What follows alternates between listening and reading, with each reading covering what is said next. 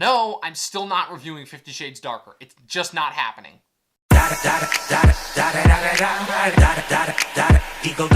up, YouTube? This is Dom, back once again reviewing things, the movie nerd.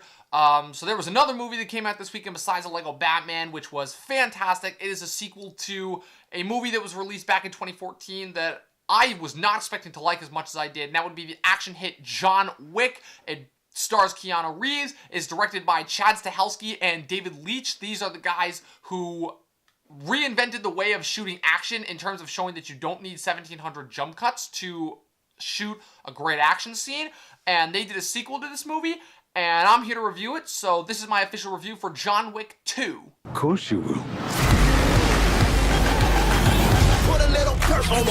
So in this sequel, Keanu Reeves, who I'm just convinced is immortal at this point, returns as the aging hitman John Wick, who is of course forced out of retirement once again by an old comrade who this time calls in a blood pact, which is basically another one of those ironclad continental rules that was kind of established in the first one that just cannot be broken. Breaking it is a big no-no. However, after carrying out the hit that he has been required to do, John once again finds himself facing off against a legion of adversaries. However, this time they aren't Russian mobsters who pissed him off, they are rather his fellow assassins. So I really enjoyed the first John Wick. It was one of the best action movies I've seen in the last couple of years. Chad Stahelski and David Leitch, like I said, really managed to reinvent the way of shooting action. Keanu Reeves was pretty good in the lead, considering that I'm not his biggest fan, and it was a simple enough story to follow with some cool mythos, considering that there seemed to be this really massive Illuminati-like organization of assassins that John was known of, which I had really never seen before. And I did think it would be cool to explore this mythos. Overall, however, the film was serviceable at best. The action was really still on point, and the acting was fine.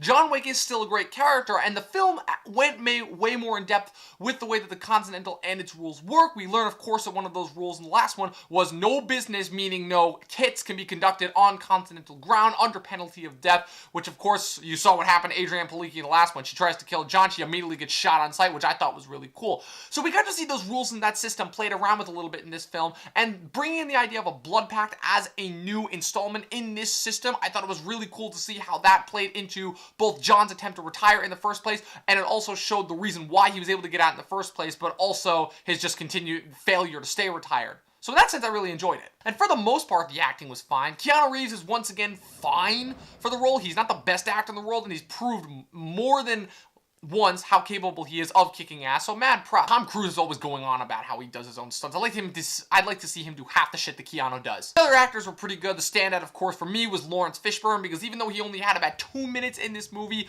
he made the best of it with every single minute. He was loving every single second that he was on screen, and it was of course cool to see the little Matrix reunion there. The villain in this one leaves a little bit to be desired. The only thing I really remember about him is that he's Italian and he's kind of a little whiny bitch. The actor does a fine job, but honestly, you just don't care about him enough, and he ends up being kind of a plot point. Also, Ruby Rose as a henchman I thought was horrible. Also, Common's in this movie for some reason.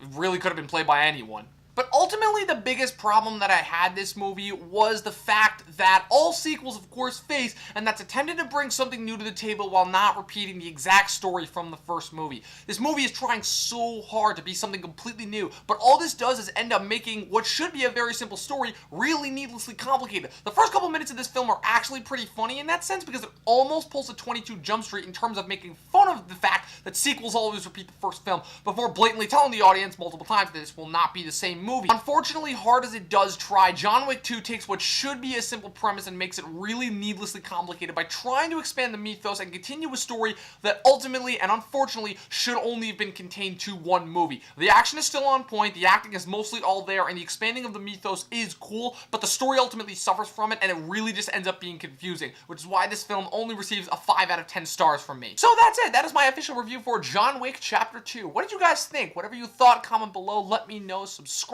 Follow me on Twitter at Movie Nerd Review. Head on over to my website, movienerdreviews.com. That's it. I will see you guys next time.